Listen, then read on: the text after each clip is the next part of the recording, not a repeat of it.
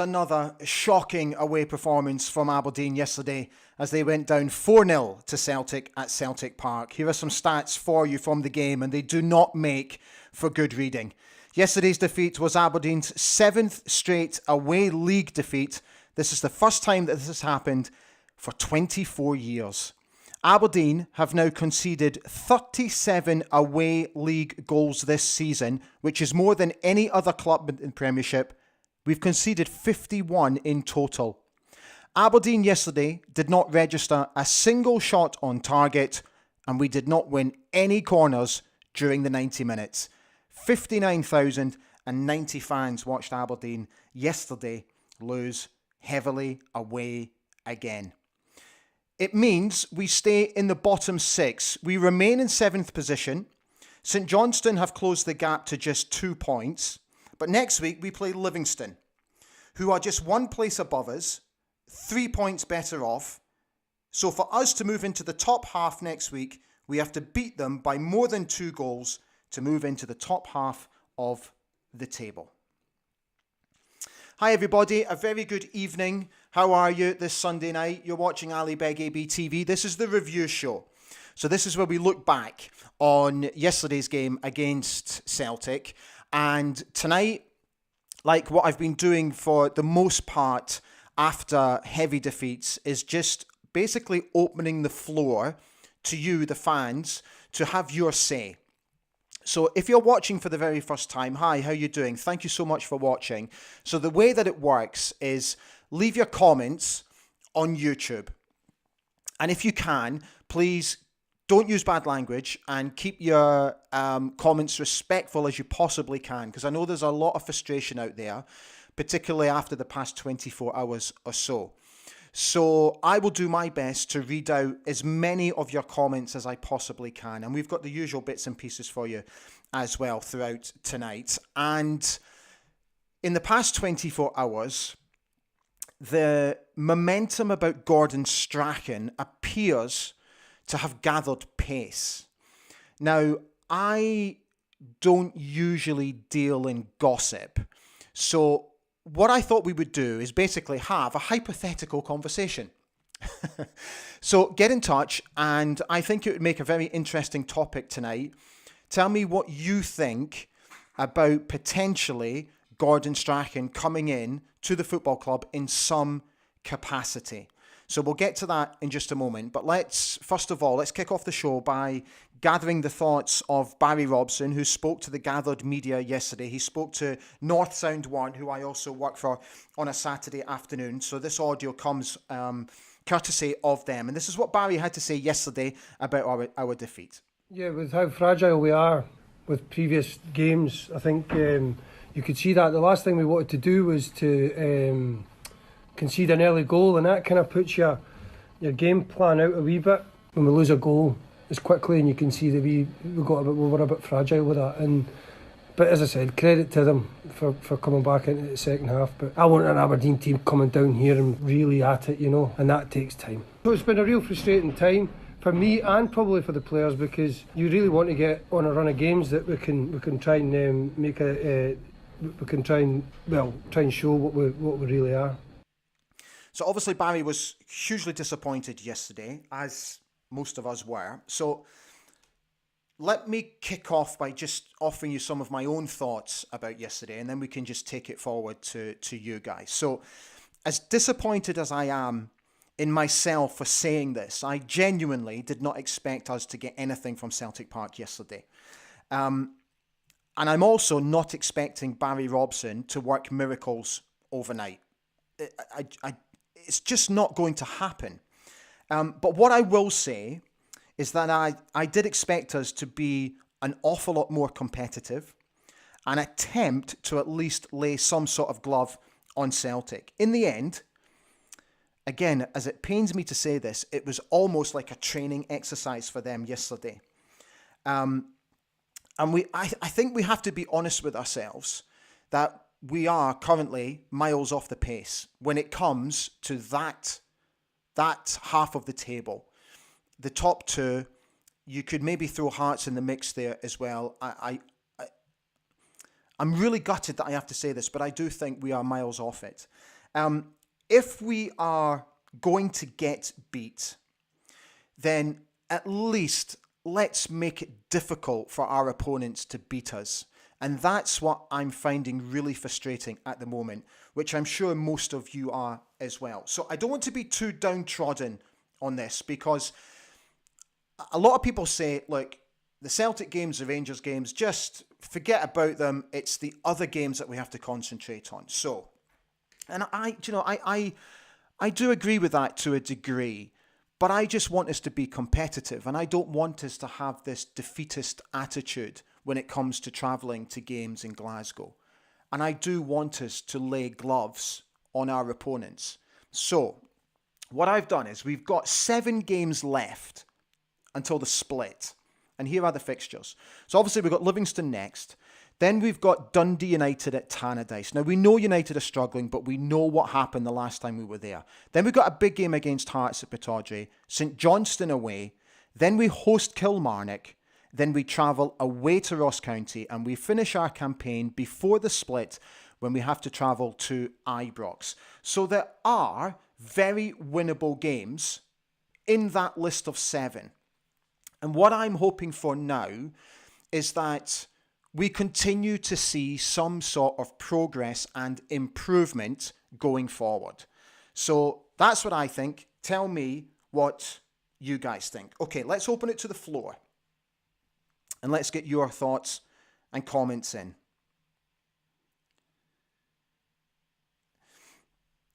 Thank you so much for watching tonight. I'm absolutely thrilled to see that over 100 of you are on tonight. Absolutely fantastic.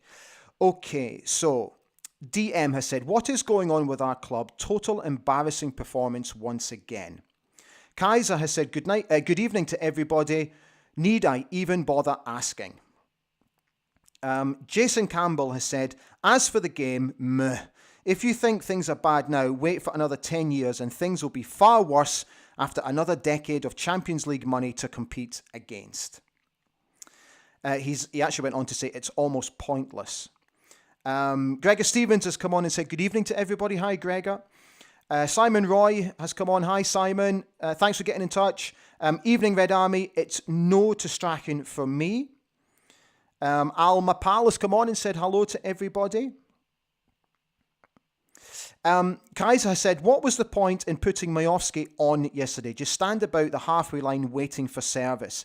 You see, this was what I was getting frustrated yesterday, was the gap between Bojan Majowski, Duke, and our midfield 3 was just huge. It was almost 20 yards at some points in the game. And when we were almost camped inside what was the sort of the last third of our half of the pitch, in and around the 18-yard box, Bojan was right in the middle of the pitch. In our half. He was in the middle of our half. That's how deep he was coming to try and win any balls yesterday. Gregor Stevens has said, no wins against Celtic in 20 games, another unwanted record. He went on to say that Barry has a massive game against Livingston next week. He does. Malcolm Park has come on. Hi, Malcolm. How are you? He went down yesterday, more in hope than expectation. And when they conceded within 2 minutes, any game plan that may have been was gone, and the fragility was on show the whole of the first half. I agree. You see, and again, this is why I get disappointed, because when Callum McGregor scored, so the ball, obviously the ball came in and then it got half cleared, and he gets a shot on goal. What I don't understand. Sorry if you're seeing some glitches on the channel here. There must be an issue with the camera, so apologies for that. Just put your body on the line. Just do everything that you can to block the shot. Don't turn your back. Don't put your hands behind your back. Just throw your body at the ball and do everything that you can to block the ball.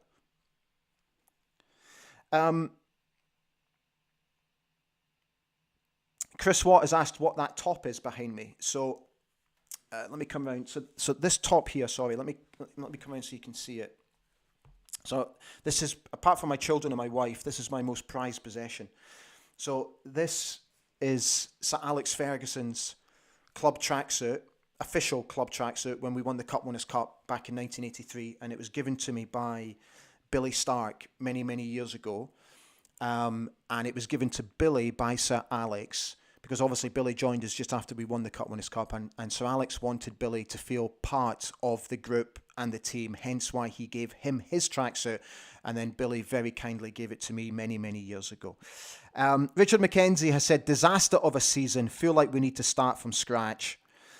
Malcolm went on to say, why do our managers always seem to think it's a good idea to put no pressure on the Celtic defence? And McGregor, few times we did, they panicked.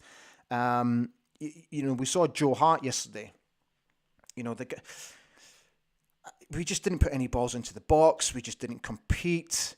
We had 4 shots at goal, all of which were off target. Not one single shot on target. It's just, oh dear.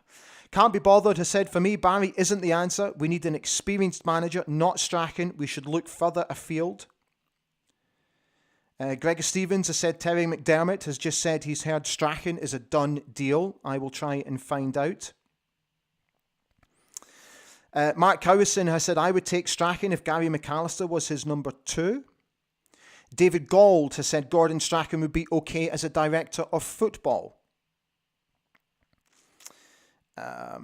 Gregor Stevens went on to say, Gordon appointed Mark McGee at Dundee. Tells you everything you need to know. Mark Forrest has said, Strachan is a no for me in either of the manager or director of football roles. Richard McKenzie has asked if Gordon Strachan is not still involved with Celtic and Dundee. Well, he's no longer acting as a consultant for Celtic, I know that, but he is the technical director of Dundee Football Club. Scott Robertson has said, if we're going to go down the ex-player route, I would much rather have Big Eck at the helm. Doubt if Strachan has much to offer these days. Baz Strachan has said, good evening to everybody. Strachan for director of football maybe works, but not as a manager. Another shocker and shocking stats again in terms of yesterday. David Gold went on to say he also had no expectations for yesterday's game. Gordon Keith Ritchie. Hi, Gordon. Not a good score. We will improve. Not wanting Gordon Strachan. Time to think out of the box. Kaiser has said, what a very, very passive performance. I agree. Go Score. Hi, how you doing? Anyone thinking we had a chance yesterday is dreaming. Same players that have had mediocre hammered into them by Jim Goodwin. It's going to be a long road. George Seaman has said, Strachan if it's director of football, otherwise no thank you. John McDonald has said, the players are going to have to find a bit of fight. We're too soft. We sat off Celtic too much, made it look easy like we were scared to concede a penalty, didn't challenge in the box. You see, again, this was another issue from yesterday, and I hope I'm correct in saying this. We did not have a single booking in the game yesterday, and I'm not suggesting that I want players to get booked in games. Of course I don't. But at least put a tackle in, and at least let your immediate opponent know they're in a game. And again, this was my issue yesterday, is that we just, John's right, John McDonald's right. We're just too soft. And it's worrying. It's a worrying trend. Okay. Richard McKenzie has said, no one could work miracles with the squad we have put together this season. Erica Mitchell has said, not surprised that we lost to Celtic. We always seem to lay down to them.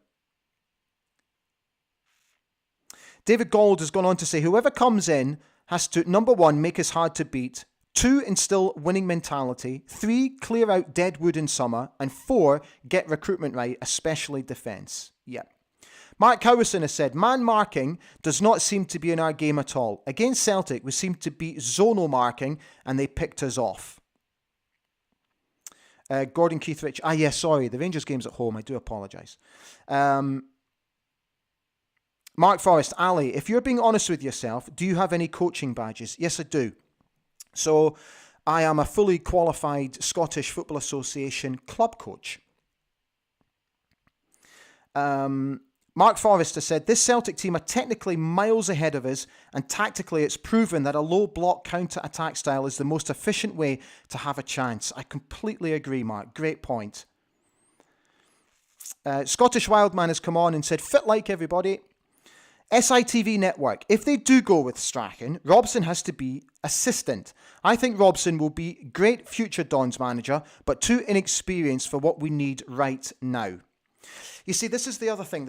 And tell me what you think. There's a lot of thoughts about Gordon coming in sort of a short-term period, maybe to get us through to the end of the season.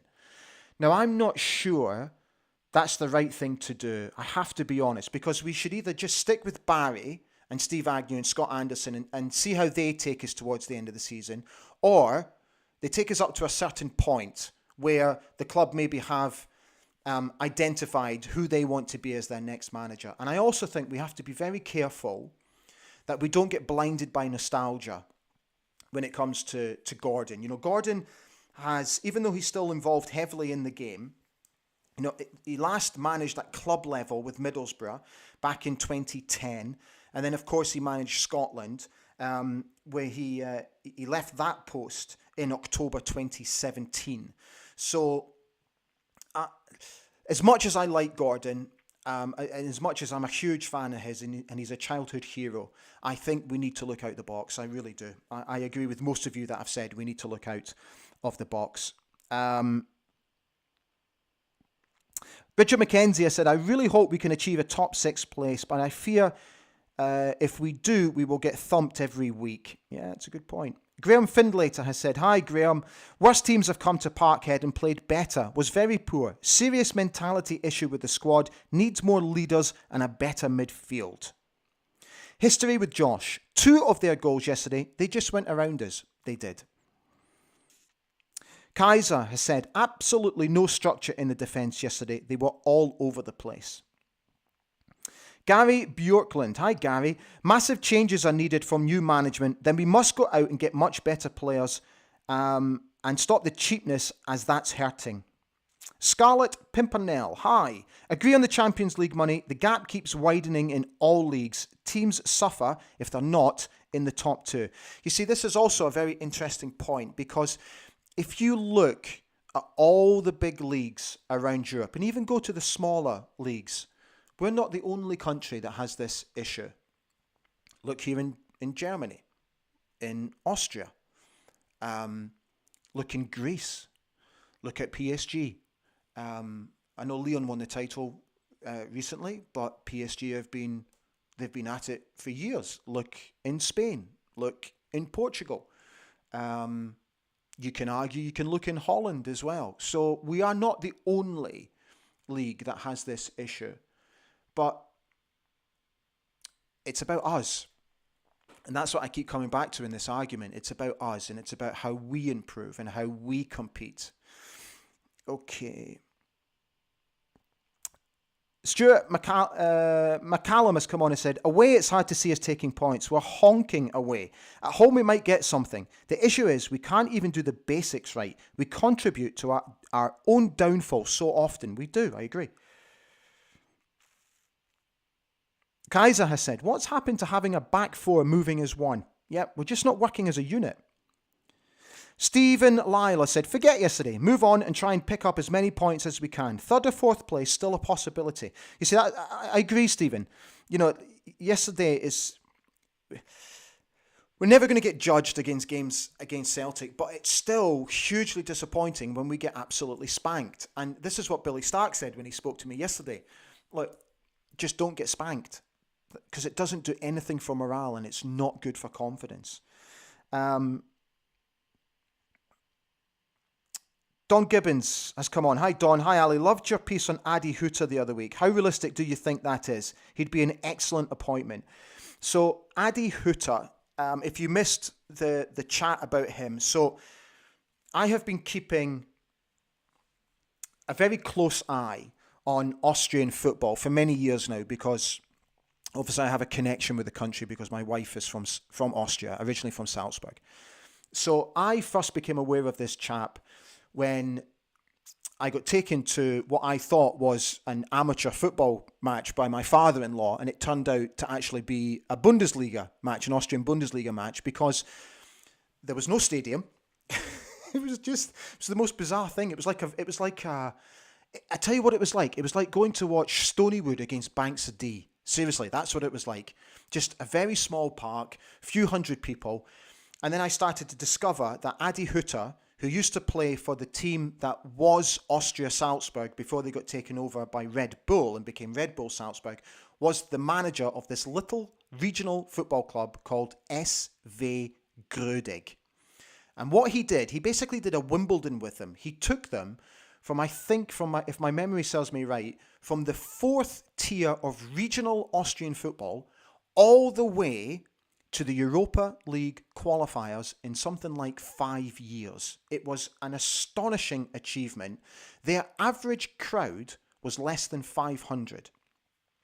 He then went to become the manager of Red Bull Salzburg, where in his only season there, he won the league and cup double. He then got hired by Young Boys of Bern in Switzerland, where he won them the league title there.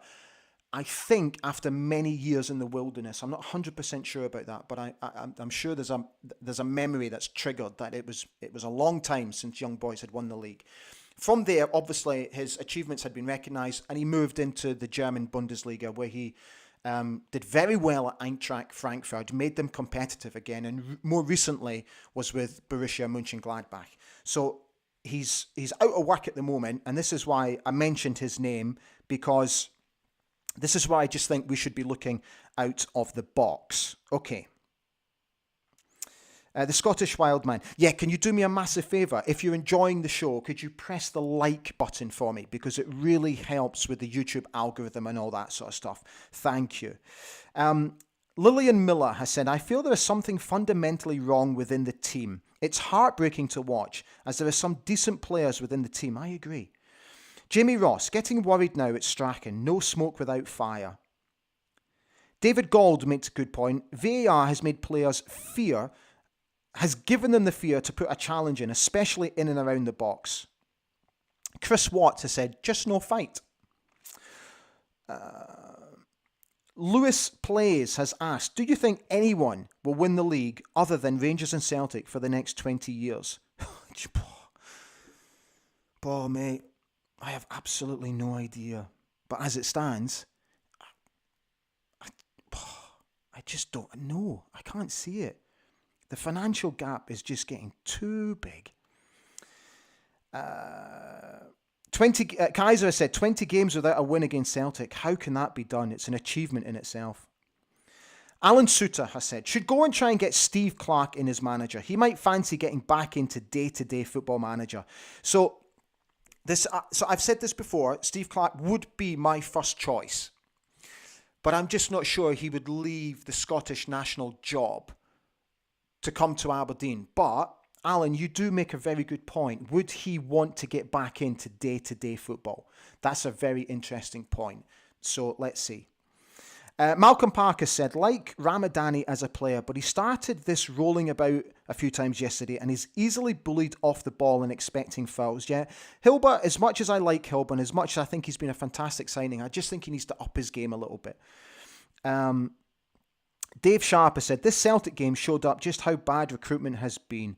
Gary Bjorkland has said no to Gordon Strachan. Scott Robertson has said, 2 young loons, a guy released from Swindon, and a winger at fullback in defence. We were never leaving Parkhead with anything other than a defeat. We're miles away from Celtic. Mr. Riley, 1971, good evening to you. Too many on loan players that come the end of the season, then go back to their clubs without a care. David Gold has said, club needs to be ambitious. What happened to wanting to be a top 100 euro club? Yep. Can't be bothered, has said about Chris Hughton, but I think he's just taken a job, hasn't he? Mark Cowison has said, put Celtic behind us. Livy game is the opportunity to show everyone where we are at. If we can kick on from there, then there really is a good chance of Europe. Yep. Kaiser has said, it's imperative we get in the top 6, just so we're not dragged into relegation. Stephen Lyle has said, it's no to Gordon for me. Leave him as a playing legend. John Grant. Hi, John. How are you? John, can you do me a favour? Can you please get in touch? Can you DM me? Because I know that you recently signed up. I'd like to drop you a little note, please. He's asked, what has happened to Conor Barron? Yeah, Connor's he's just not at it, is he? I don't know what's wrong with Connor. I always get worried about young players who come in and do really well, hit the ground running, and then all of a sudden there's all this transfer speculation. I just think it's a distraction. I really do. And I just think young players should just not have that sort of distraction in their game. Just concentrate on getting better and improving as a player and maturing as a player as well. So I wish I knew what had happened to Connor, John. Philip Pearson has said, no strength, no passion, and no idea on the park.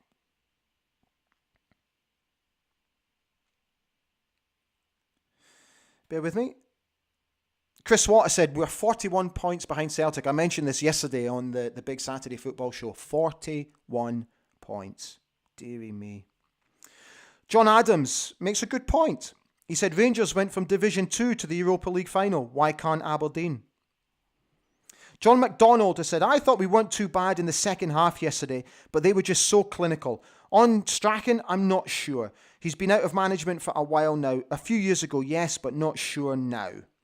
Kaiser has said, Alan Kerbishley was a good manager, but been out of the game for many years.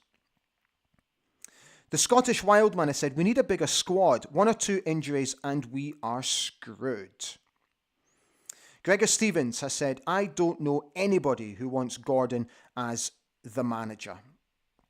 There's a couple of other messages just come in. Just let me get to them. So this is on Facebook. So a few messages come on Facebook after I posted about tonight's show. So thanks for getting in touch. Quinton Chalmers has said, as much as I would take Gordon Strachan, I just feel like the world has moved on a bit, like when Craig Brown got the job. Yeah, it's a good point. And I think there was another message that came in.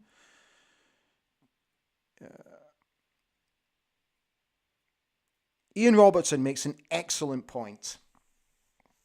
Ian, it's lovely to see you. Thank you so much for jumping on. Former Aberdeen player, of course. Can't play as many young players at one time without experience around them, Ali. Absolutely. Great point, Ian. See, that's coming from an ex-pro. So, right, guys, we're just coming up to half an hour. So I think what we'll do is we'll call it a night. But what I do want to do, if you don't mind, I would like to tell you very quickly about a brand new project that I'm going to be launching very soon. And it's going to be a brand new YouTube channel. Just let me get the details for you. There it is. Right, let me get it up for you. Okay, so I'm launching a brand new channel called The Accidental Pop Star. I've just opened a new Twitter account. It's at Accidental P Star. So the idea behind this channel is I am basically going to be interviewing pop stars, both past and present, to talk about their time in the music industry. Now, just indulge me a little bit here. Just bear with me. So, for many, many years, okay, let me start again. I am not arrogant enough to believe that most of you know that I was once in a boy band. I know that, I use that time for self-deprecating humour. I know that we all have a really good laugh about it online and on my social media channel. So if you follow me on social media, it's all there. We all know that. But some of you may not know. So I've occasionally made videos. I've put them on LinkedIn and stuff like that and told a couple of stories. And they've been really, really well received. So I thought what I would do is I would try and tell my own story through a series of interviews with people who have roughly had the same experiences as myself. So I've already got a bank of interviews already done. They're in the can. They're ready to go. And I'm doing a couple more this week. And then once they're done, I'm going to launch the channel with basically, hopefully 3, 4 or 5 interviews where we launch the channel. And what I'm going to do is I'm going to tell my own story through these interviews. And what I'm really hoping is that it's something completely different. It's something out of the norm. And I'm hoping that it'll give you a really interesting insight into life in the music industry and what it was actually like to be part of what was a manufactured boy band. Because I'll be brutally honest, it was horrific. It was just awful. Now, don't get me wrong, I was very grateful for the opportunity, and I was very lucky to experience what was an incredible 3 years. But it left many unanswered questions after we separated and went went on our different paths. And it left me quite broken for a wee while, without trying to sound over dramatic. So I'm hoping that you can jump on board with it, and it's just something completely different that will do, and I hope you enjoy it. So if you're a fan of the music, jump on the Twitter for the news and the updates. But we shall, of course, continue with Ali Beg ABTV, and we continue to build here on this channel. So guys, thank you so much for watching. Thank you for all your contributions tonight, and I will see you during the week, because I've got a brand new Beg's Banter interview with Big Willem van der Ark coming up in the week. Right guys, see you soon. Bye for now.